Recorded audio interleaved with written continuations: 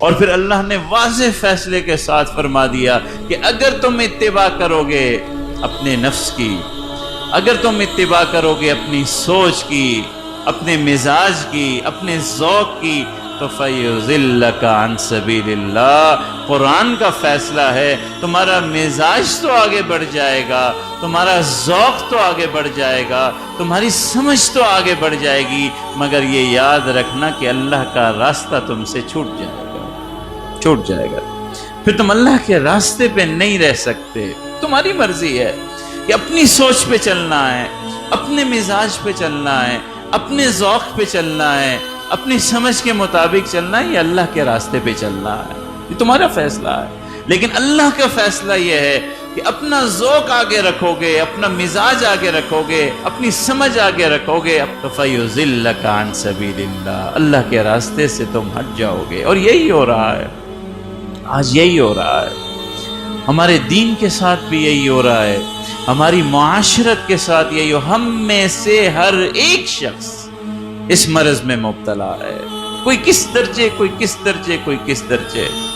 ہر حرام کام ہو رہا ہے، الٹا سیدھا محنت ہو رہی ہے، نہ صبح ہے نہ شام ہے، لگے ہوئے ہیں۔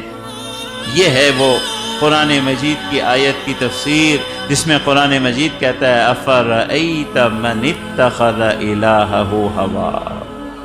اے انسان تو اس لیے پیدا ہوا تھا کہ تم اپنے حقیقی رب کو راضی کرے گا، صبح و شام تیری فکر اللہ کو راضی کرنے کی ہوگی، وہ تیرا معبود ہے،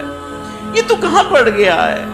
اپنے نفسانی خواہشات کو اتنی اہمیت دے دی ہے کہ گویا کہ تو نے اسے اپنے الہ کے درجے پہ رکھ دیا ہے،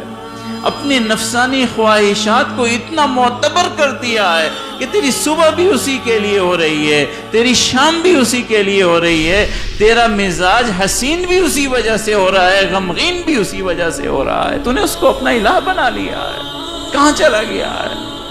نفسانی خواہشات کو اتنا معتبر کر دیا، اتنا معتبر کر دیا کہ اگر نفسانی کوئی خواہش نہیں پوری ہو رہی تو انسان کمرے میں بند ہو گیا ہے، دروازے بند ہو گئے، نہ کھانے کو دل کر رہا ہے، نہ نماز کو دل کر رہا ہے، نہ روزے کو۔ کیوں بھائی؟ خواہش نہیں پوری ہو رہی، بندہ بن گیا نا، نفس کا بندہ بن گیا، تو اللہ کا بندہ بننے کے قابل ہے۔ اللہ کا یہ مقام ہے،